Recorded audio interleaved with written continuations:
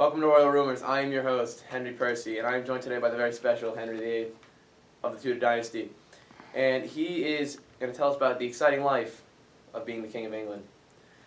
From what some of my little birdies have been telling me, there have been some scandalous drama going on at the kingdom, and hopefully we can confirm or bust these rumors. So, how's the castle going so far? Well, it's pretty fantastic, to be totally honest with you, Henry. I wouldn't have it any other way. Plenty of entertainment, the occasional joust, the choicest of babes, and like I said before, I wouldn't have it any other way. It's perfect. It's a paradise away from the common life of England. All my duties outside of the castle, they get washed away as soon as I step foot in the door, and it's a beautiful feeling, really. I enjoy it quite a bit. Definitely a place to get away to, something that you must enjoy very much. So, with a great castle though, the food must be good. Tell us about it. Well, the food is excellent, and you know, as you can see, I've had quite a bit of it because it's so enjoyable, and the chefs there, they really do a great job. Everything from the preparation to the plating, it's really beautiful. And the only downside is I've had to spend some extra money and get some new clothes made, but at the end of the day, it's worth it, and I'm glad it's like that because of the other alternative is there's not enough food and it's not very good, and I'm emaciated and I can't run a castle like that. That's very true. With good food means good stuff to run. So, how is your old ball and chain? Well, Catherine is quite Spanish, as you can imagine, because she was Spanish. That's true. She still is, even though she's English now too. That's how it works. And the thing is, she's kind of a royal downer because she's just so Spanish. The black dresses, everything is black. There's no excitement. There's no excitement from her clothes to her personality. It's very dry, and it's been a bumpy road with her being so Catholic. She was married to my brother, Prince Arthur, and you know that is really just kind of skeevy when it comes down to it. That can be pretty bad. I understand. Not really, but I feel your pain. It's okay. I feel your pain. So, what's the deal with this drama here about the royal family? Well, it's been quite a turbulent time, and that is the state under which I must conduct this interview. You're here to ask the tough questions. I have to answer them. As I kind of hinted at, me and the wife are getting a divorce, and yeah, it's tough, but you know, she's Catholic. England's Catholic. They don't quite understand the severity of this issue. They don't like the concept of divorce. They say, hey, once you're in for the good and the bad. I'll stick with it. But I don't think they understand that the significance here is the fact that she hasn't been able to produce an heir to the throne of the King of England. And that is a major problem because if she can't do that and do her job, and I don't have an heir to train to be the throne keeper, I'm not doing my job, and I can't do my job if she's not doing her job. And then next King of England, there won't be a job.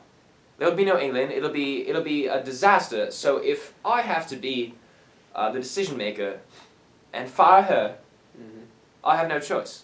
But I'm getting a ton of backlash because the Catholicism that is so deeply rooted in England won't even let me get the divorce in the first place.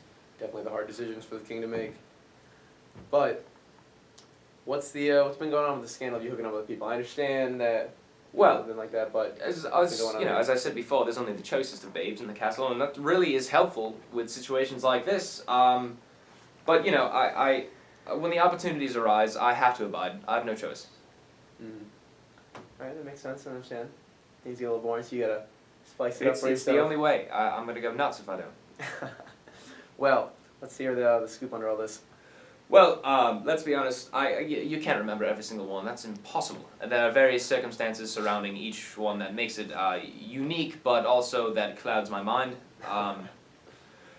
But, you know, one or two stand out, and one of those is, her name is Anne, and I can't divulge her last name because that would create controversy, you know, as you cannot even imagine, and destroy the confidentiality, and I couldn't do that to her, you know, We understand. but she's young, she's hip, she's got great hips, which is a good sign for the future, and you know, that really is, it's very nice, and if I can ever get this divorce, it's gonna be great for England. It's gonna be good for you, England. Okay, so we have a couple things. We have Anne. She's hip and young, and she also has great hips. Great hips. All right, so we're gonna have to go off that for now. So I understand you're working on a new book. It's called from what I understand. It's called the Book of Common Prayer, and Okay. yes, it's true. I've been working on it for a while, and this one is going to be on England's bestseller list for a long time. I can guarantee that.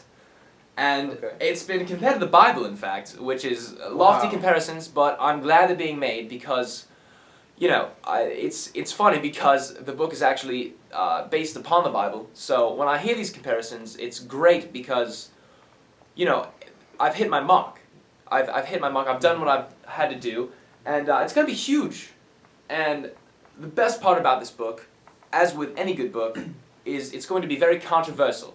It's going to be polarizing. It's really going to stir up England, get them out of their funk, get them ready to go. Wow. It's going to bring about real positive change that's going to stay for a long time. Okay. And people might be a little resistant at first. That's only natural. Mm. But I think after a little bit of time, they'll say, hey, wow, I'm really glad we read this book. It's going to be awesome. I can't wait. It's true. A couple people are going to go against it, but obviously it seems like the majority of people are going to like it Well, they'll come around eventually either way. eventually. Well, it's definitely great for you to have a good book that you're putting out on the bestsellers now. But thank you so much for taking your time out of your very Anytime, royal Henry Percy. schedule. And lucky for you, we have a couple wives backstage to be interviewed, so we can see both sides of this fantastic argument and movement. All right, well, sounds great. Well, thank you for the time for me to answer some questions, thing. give you a little bit of information about my life. I've really enjoyed it, to be quite honest, and can't wait to see the next part of this interview. And raring to go. Well, dearest Queen, it is an honor to have you here with us today. Thank you, President. So, we've been hearing some rumors floating around about King Henry and you. Would you like to tell us about that? President, I simply answer these silly questions. Okay, so I guess we'll get right into it then. Have you been noticing anything going on with King Henry? Yes, I mean, we used to talk, but now he seems kind of distant. Okay, what do you think happened? Yes or no questions? Yes or no question. Okay, do you know Anne Boleyn? Yes, she was one of my ladies in waiting, but she has a little meat on her bones, if you know what I'm saying. Not very good birth and hips. You know she's the bride-to-be, correct? Why would I know that, peasant? You are just merely a member of the court here. I cannot keep tabs on everyone. I have many duties, as you know, as queen, and not only here, but back in Spain, too. I have to tend to Henry's linens, for goodness sake. But what if I want to enjoy myself? I must go to the theater, or summon my musicians. And not only that, but I must hold my head high through all that Henry puts me through.